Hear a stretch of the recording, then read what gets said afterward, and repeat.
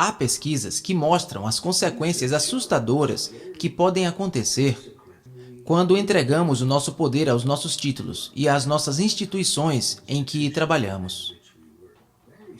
Podem acontecer coisas muito assustadoras. Por exemplo, Stanley Milgram fez uma pesquisa. Ele tinha pessoas que vinham a esta pesquisa e foram informados de que nesta pesquisa eles iam desempenhar o papel de professores, no sentido de que alguém no outro quarto que eles podiam ver através de uma janela de visão apenas num sentido, foi-lhes dito: vai estar um aluno a aprender algo. E sempre que eles deram uma resposta errada a isto, você vai ser o professor nesta sala e vai dar-lhe um castigo, apertando um destes 10 botões no painel de controle na sua frente. Cada botão vai dar-lhe um certo grau de eletricidade, um choque, uma punição quando ele tiver a resposta errada. Você deverá apertar no próximo botão de cada vez que ele comete um erro, e isso lhe dará um choque maior a cada vez. Estamos a estudar os efeitos da punição na aprendizagem, e é por isso que estamos a pedir-lhe para fazer isso. Agora, aquilo que não foi dito aos participantes da pesquisa foi que o homem no outro quarto não estava a receber qualquer eletricidade, era um ator. Também foram informados de que ele estava amarrado à cadeira e não podia sair. Assim, a pessoa na outra sala, em resposta a uma pergunta, comete um erro e eles apertam no primeiro botão. E a pessoa na outra sala, o ator, salta e diz: "Ah, isso doeu! Não sabia que ia doer tanto." A seguir, veio outra pergunta e ele deu outra resposta errada. E as pessoas que participavam nas pesquisas apertavam no botão seguinte. Pelo terceiro, quarto botão, o homem no outro quarto estava a chorar. Mais tarde, ele implorava: "Por favor, não carreguem mais, não apertem mais, isso dói terrivelmente." O último botão tinha por baixo claramente marcado: possivelmente letal. E ainda assim, mais da metade das pessoas nesta pesquisa pressionou este botão.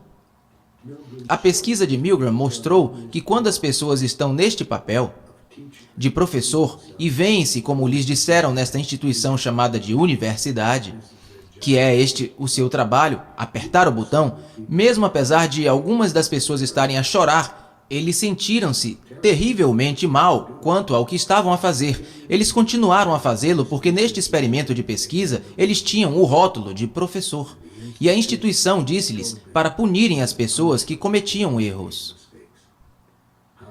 Assustador. E há uma outra pesquisa que mostra que os estudantes universitários colocados numa situação onde lhes dizem que são guardas prisionais e outros estudantes ficam com o papel de prisioneiros nos seus quartos, trancados nos quartos, estes estudantes universitários comportaram-se de uma forma bastante brutal para com as outras pessoas, enquanto se viam como guardas numa situação de prisão e lhes disseram que deviam manter a ordem. Então, se não tivermos cuidado, entregamos o nosso poder às instituições para fazerem monstros de nós. E isso pode ser assustador, porque muito frequentemente as instituições em que podemos estar integrados poderão não estar configuradas para manterem o tipo de valores que guardamos dentro de nós.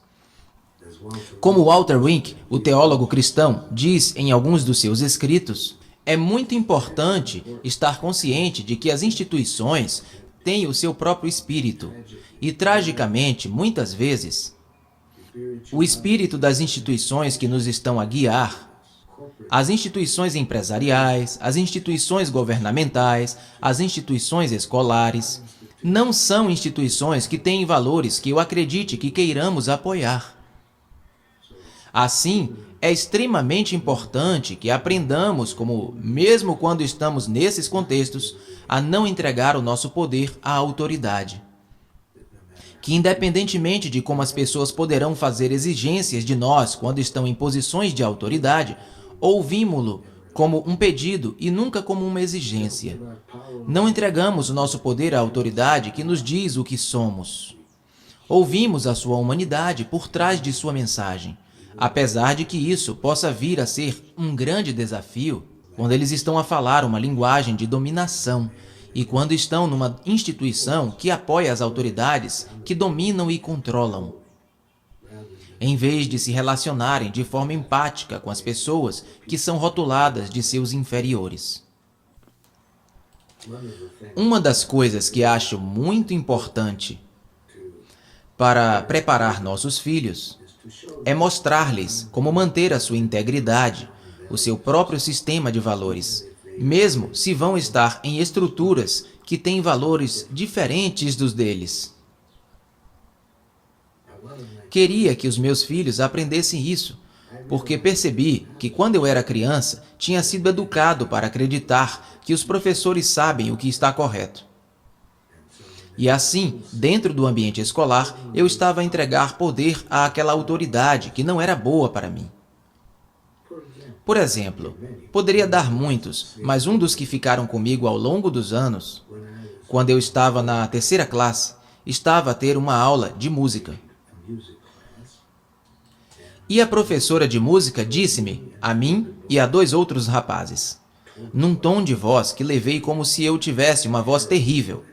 Ela disse: "Vocês 3 podem trazer livros de banda desenhada, mas não cantem." E dei o meu poder a esta professora. Li no tom da voz dela e no dizer-nos que poderíamos trazer livros da banda desenhada, mas não cantar, que eu tinha uma voz terrível e que eu não deveria cantar. E durante mais de 20 anos após esse ponto, eu não cantei, mesmo quando estivesse numa situação de grupo onde eles estariam a cantar juntos. Eu nunca cantava.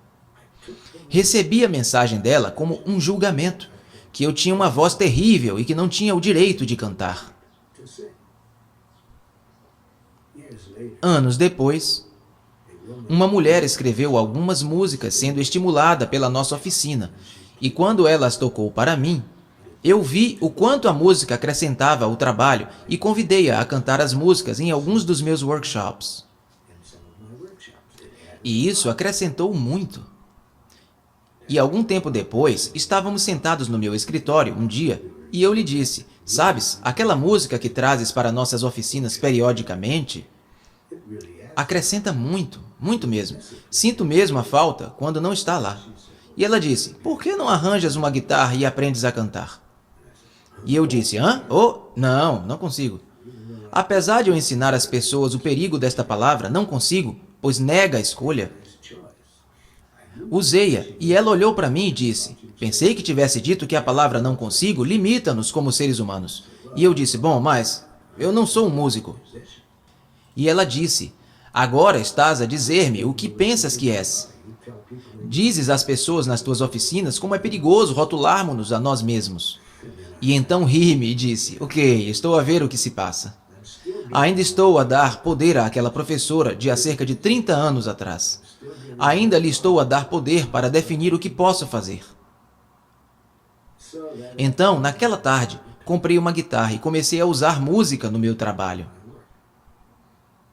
Mas antes que pudesse fazê-lo, tive que me dar permissão para cantar.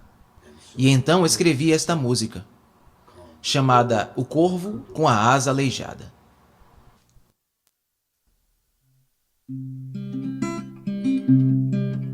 Though I play guitar like my fingers are stone and my voice is miles off key, I remind myself, hey, it's okay to sing the song stirring in me, because I believe everyone has a right to dance and sing, even if you move and sound like a crow with a crippled wing. Crows!